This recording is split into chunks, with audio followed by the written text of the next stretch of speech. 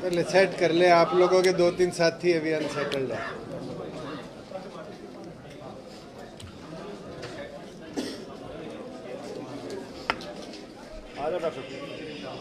राठी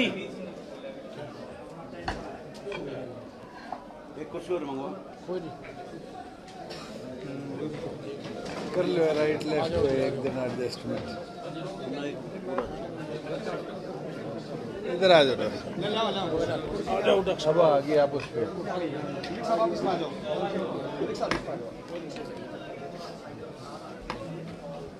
करें।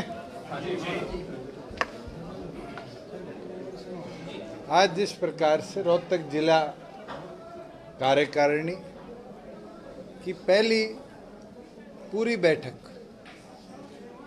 नियुक्तियों के बाद आगामी 9 तारीख को होने वाले जननायक जनता पार्टी के तीसरे स्थापना दिवस के लिए थी। यहाँ हमारे डिस्ट्रिक्ट के दोनों प्रभारी भूपेंद्र मलिक जी, सुमित राणा जी की ड्यूटी लगाई है। चारों हलकों के अंदर जाकर कार्यकर्ताओं के साथ बैठक भी करेंगे और 9 तारीख को होने वाले जननायक जनता पार्टी के स्थापना दिवस में ज़्यादा से ज़्यादा पार्टी के एक्टिव कार्यकर्ताओं को लाने का काम करें। पिछले दिनों संगठन ने एक मुहिम भी चलाई थी जिसके अंदर 45,000 एक्टिव कार्यकर्ता 90 हलकों में हमने बनाए थे और अब हमारा यही उन 45,000 साथियों से आग्रह है कि आप अपने साथ ज़्यादा से ज़्यादा साथियों को लेकर झज्जर पहुँचे और जिस प्रकार से 2018 में पार्टी का निर्माण किया गया उस नीति को पार्टी कहाँ तक पहुँचा पाई है और आगे कैसे लेके जाना है, उसके ऊपर कैसे काम करना है। हमारे राष्ट्रीय अध्यक्ष डॉक्टर अजय सिंह चौटाला जी के विचार सुनकर उसके ऊपर साथी काम भी करने का कार्य। पिछले 2 सालों में भारतीय जनता पार्टी और जननायक जनता पार्टी के गठबंधन ने मिलकर प्रदेश हित में और प्रदेश के लोगों के कैसे, चाहे उनकी जीडीपी, उनकी इनकम, उनके व्यवसाय कैसे सुधारे जाए, अनेक कदम उठाने का काम किया और आगे कैसे 3 साल हमें और कार्य करना है, इसके ऊपर भी फिर आने वाले समय में जो कार्य दिशा निर्देश हमारे राष्ट्रीय अध्यक्ष के होंगे उसके ऊपर हम मिलकर काम करें। मैं तो बधाई दूंगा सारी बहनों को जिनके लिए कल प्रदेश सरकार द्वारा एक ऐसा तोहफा दिया गया जिसमें शिक्षा के लिए 100% निःशुल्क बस पास की सुविधा हमारी बेटियों को, चाहे कोई गवर्नमेंट बस हो चाहे अप्रूव्ड रूट कैरियर्स हो, उसके ऊपर देने का निर्णय सरकार ने लिया है और उससे हमारी बहनों को तो सुविधा मिलेगी मिलेगी। जो हमारा संकल्प था महिला सुरक्षा को लेकर, उसके अंदर भी कहीं ना कहीं एक ये ऐतिहासिक कदम रहेगा। आज इनसो के साथियों की भी ड्यूटी लगाई है कि कॉलेज लेवल पर भी और गांव लेवल पर भी वो हमारी बहनों के पासेस को फॉर्मलाइज तरीके से बनवाने का काम करे कि ज़्यादा से ज़्यादा बहनों के पासेस बने कि वो जल्द से जल्द इन सुविधाओं को 0 रुपीस निःशुल्क पे देने का काम करें।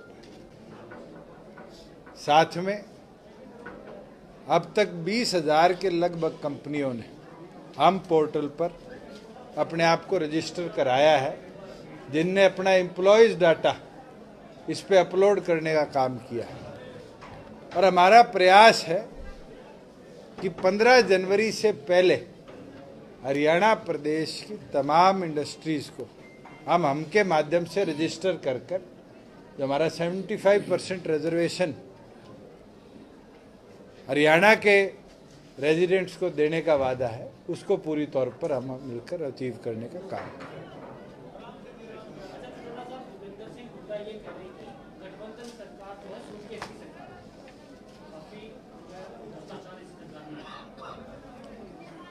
वो लोग आरोप लगाते हैं जो पूरे दिन सूटकेस लेके जमीन की दलाली किया करते थे। ये तो अपने आप में हैरानी की बात है। वो लोग किसान के लिए लड़ रहे थे जिनने किसान की 60 से 70 हजार एकड़ जमीन की CLU बदल दी, जमीन खरीद दी, एक्वायर कर दी अपने निजी लोगों को। मैं रोहतक में तो के नाम लूं, ये सन सिटी वाला मामला तो आपके सामने है। सुप्रीम कोर्ट ने कहा कि इसके विरुद्ध सख्त से सख्त कार्रवाई हो। जमीनें दे दी, वो हमें सूटकेस की सरकार कहती। हमारे सरकार में तो एक केस सूटकेस का सामने आया और वो एक HCS अफसर था, उसको हमारी सरकार ने बचाया नहीं, सलाखों के पीछे भेजने का काम किया और उसकी इंक्वायरी के स्कोप को बढ़ाने का काम किया। अगर कोई पेपर लीक होने की बात आई तो उसके अंदर मामले को बंद नहीं किया। 350 से ज्यादा आरोपियों को पकड़कर, चाहे वो जम्मू कश्मीर से संबंध रखते थे, दिल्ली से संबंध रखते थे, किसी भी प्रदेश से संबंध रखते थे, हमारी सरकार ने उसके विरुद्ध सख्त से सख्त कार्रवाई करी। एक दोस्तन जी, नवीन जैन ने कहा कि 2 मंत्रियों के नाम भी इसमें शामिल है, वो कितनी सच्चाई है उसमें? मैं तो नाम लिया दो, कहना बहुत आसान है। मैं तो चाहता हूं अगर कोई है और इतने बड़े आरोप लगाए जा रहे हैं तो नवीन जी से तो निवेदन है, वो तो एक सोशल एक्टिविस्ट रहे हैं, उसको पब्लिक करने का काम करें। दूसरे कृषि कानून को लेकर के आप कहते थे बहुत अच्छा कृषि कानून है, गवर्नमेंट ने वापस लिया। चलो लिया, गवर्नमेंट ने वापस लिया तो क्या वो उचित कदम है वापस लेना? जब आप आज के दिन डेमोक्रेसी के अंदर राइट टू प्रोटेस्ट सबका अधिकार है और उस चीज को देखते हुए 1 साल तक जब प्रोटेस्ट चला तो प्रधानमंत्री ने निर्णय लिया, उनको वापस किया। ये तो मैंने भी पहले दिन कहा वापस होने के बाद कि अब जो लड़ाई उनके संघर्ष की थी उसके अंदर अगर कोई नॉन लीथल मुकदमे थे वो भी हम वापस मिलकर लेंगे। बातचीत से ही समस्या का हल निकलेगा। अराजकता फैलाना हमारी सरकार का उद्देश्य नहीं है। अगर कोई घटना हुई तो भी हमने फोर्स का इस्तेमाल उसके अंदर नहीं किया। आज के दिन खुद किसान नेताओं की मांग है कि कमेटी बनाई जाए और केंद्र उस पर तैयार है कि MSP को भी स्ट्रीमलाइन करने के लिए, जो हमारी पार्टी के राष्ट्रीय अध्यक्ष ने पहले दिन कहा था कि MSP पे कानून बनना चाहिए, उसके लिए भी कमेटी बनाई जाएगी। और मैं तो आज भी कहता हूँ, 1 साल तो इतना संघर्ष रहा, क्या ये साल लगा 6 महीने लगे, इसका जवाब तो केंद्र दे पाएगा, प्रदेश का सब्जेक्ट नहीं। और हमारा निरंतर प्रयास रहा कि इसको रिजॉल्व किया जाए। निरंतर मैंने भी प्रधानमंत्री से, गृह मंत्री से, बीजेपी अध्यक्ष से मुलाकातें करी, हमने भी अपने सुझाव उस पर दिए।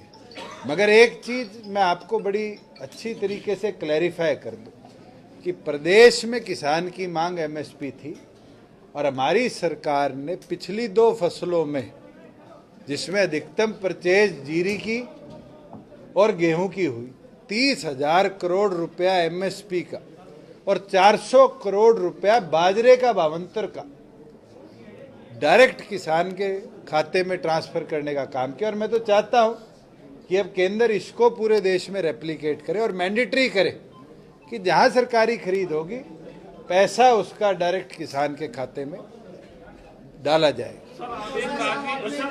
मुकदमे में हरियाणा में सबसे ज्यादा दर्ज है और जो किसान मारे गए मृत्यु हुई है उनके लिए मुआवजे की मांग करे। हरियाणा सरकार क्या कदम बढ़ा इसमें? कल चर्चा हुई है जिसके अंदर मुख्यमंत्री, बीजेपी अध्यक्ष, हमारे अध्यक्ष, मैं, तावड़े जी, हम सब बैठे थे। प्राथमिक तौर पर चर्चा हमने करी है, किसान संगठनों से आगे चर्चा सरकार करेगी अपने लेवल पर और जल्द इसके अंदर निर्णय लिया जाएगा। और ये विश्वास दिलाता हूं कि कोई नॉन लीथल एक्टिविटी में इसमें इन्वॉल्व था तो जरूर, मैंने पहले दिन भी कहा था कि हम मिलकर विचार कर उन FIRs को कॉश करने का काम करें। दूसरे जी, मैं ये जानना चाह रहा था, तरीके से संयुक्त किसान मोर्चा अपनी बैठक कर रहा है, लेकिन वही राकेश टिकैत ये कह रहे हैं कि जब तक MSP नहीं होगा वापस नहीं जाएंगे। ये इस पे दुष्यंत जी जवाब नहीं दे पाएंगे। इस पे जवाब तो संयुक्त किसान मोर्चा जो इस आंदोलन को लेके आया था और राकेश टिकैत जो इस आंदोलन को और आगे लेके चलेगी। या और जो नेता इन्वॉल्व थे वो ज्यादा बेहतर टिप्पणी कर सकते हैं। दूसरे जी हमारा तो सबसे आग्रह यही है, सबसे विनती यही है कि जब केंद्र ने तीनों कानूनों को पार्लियामेंट में पास करके राष्ट्रपति के सिग्नेचर करवाकर विड्रॉ कर लिया है तो आपकी मांग पूरी हुई। एमएसपी पे केंद्र आज चर्चा करने को तैयार है, आप चर्चा करो, मगर हमारे जो बॉर्डर्स है इनको खोलो, व्यवस्था को सुधारो और अपने घर लौटकर अपनी खेती संभालने का काम करो। आपके संघर्ष की जीत हो।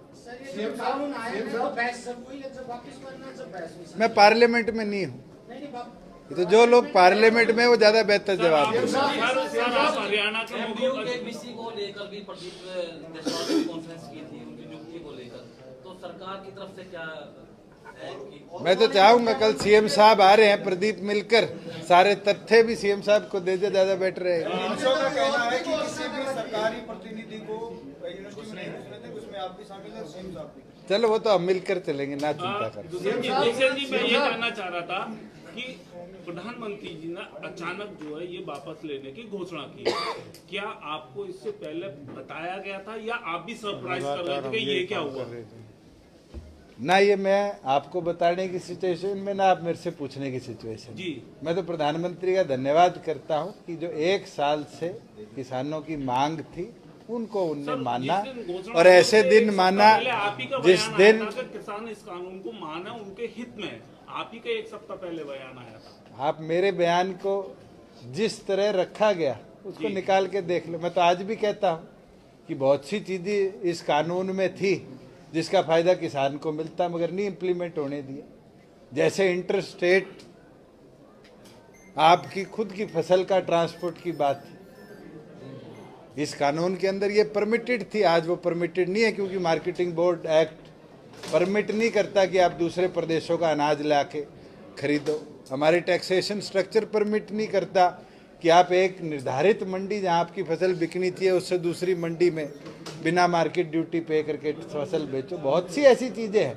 मैं तो चाहूंगा आप इतने समझदार पत्रकार हैं कि आप उन तीनों कानूनों को पढ़े, उनके अंदर जो अच्छाइयाँ थी उस पर एक स्टोरी बनाए, छापे, कि एटलीस्ट आने वाले भविष्य में जब एमएसपी पे चर्चा हो तो इनकी अच्छाइयों की भी चर्चा कर उनको भी लाने के ऊपर। आप बखान नहीं कर सके अच्छाइयों का। आज आपका जींद दौरा है, जींद में भी आपका विरोध सुबह से विरोध तो सबका अधिकार है और ये कोई आज से हो रहा है, ये तो राज्य में आप बैठ जाओ उस दिन से होना शुरू हो जाता है। कौन कर रहे हैं उनको तो देखो। ये अभी संदीप बता रहा था आपके टोल पे अखबार की न्यूज छपी, 21 नाम आए और 20 कांग्रेस के थे।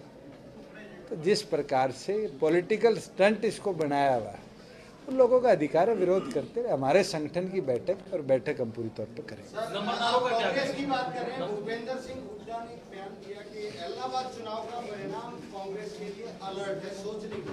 चलो फिर भूपेंद्र सिंह हुड्डा तैयारी कर ले, हम निंदर सिंह के बाद के उनका नंबर ना लग जाए। सीएम साहब, जिस तरह से एचपीएससी घोटाला हुआ, इसी तरह से वहाँ यूपी के अंदर एक पेपर लीक हुआ। वहाँ 24 घंटे में जो पेपर लीक का सरगना था उसकी जमीन कुर्क कर दी गई। इस तरह की यहाँ कार्रवाई क्या हो रही है और इसको लेकर विपक्ष काफी हंगामेदार है। अंडर इन्वेस्टिगेशन है। जहाँ तक अरेस्ट की बात आई थी, अनेकों लोग इसमें अभी अरेस्टेड हैं, पैसे की रिकवरी हुई है, कौन कौन किस किस मूवमेंट पे इन्वॉल्व थे उसको हम पूरी तौर पर देखने के बाद ही इस पे कार्रवाई करेंगे। आपके साथ ही रहे नवीन जैन वहाँ गोबर लेकर एचपीएससी के बोर्ड में, और दीपेंद्र हुड्डा आजकल उनकी काफी तारीफ कर रहे हैं। चल मैं तो खुद तारीफ कर रहा हूँ, मैं तो कह रहा हूँ नाम दे दो, हम उन पे भी कार्रवाई करेंगे। नंबरदारों का क्या करेंगे? अभी आ रहा है नंबरदार बने रहेंगे, उनका क्या करना है।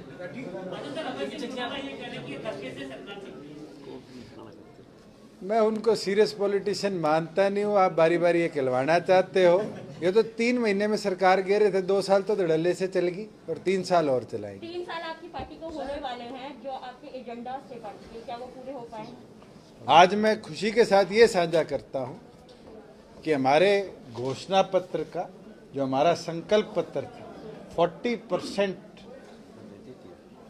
अंदर लिखा हुआ एक एक घोषणा को हमने अचीव किया है इस सरकार के। और उसके अंदर ये नहीं किया कि छोटी छोटी घोषणाएं हमने अचीव करी। क्या मुख्य घोषणा है?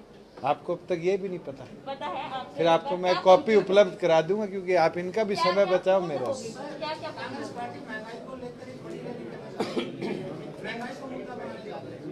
अच्छी बात है, कांग्रेसी इस बहाने रैली करना सीख जाएंगे।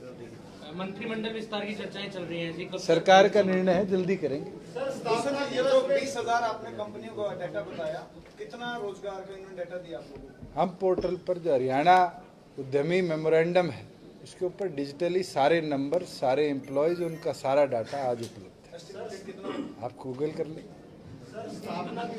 इतने तो डिजिटल आप भी हो। स्थापना दिवस का जो कार्यक्रम है उसमें जेजेपी के अलावा कोई और भी वक्ता या नेता वहाँ पर जब पार्टी के स्थापना दिवस की बात होती है तो पार्टी उस कार्यक्रम को करती है, जब रैली जलसों की बात होती है तब आप लोगों को निमंत्रित करके लाते हैं। चले जी डॉक्टर साहब, ना आप कॉफी आप पिलाओ इनको, क्योंकि हमने कुंडू के ब्याह में जाना है, लेट हो जाएंगे।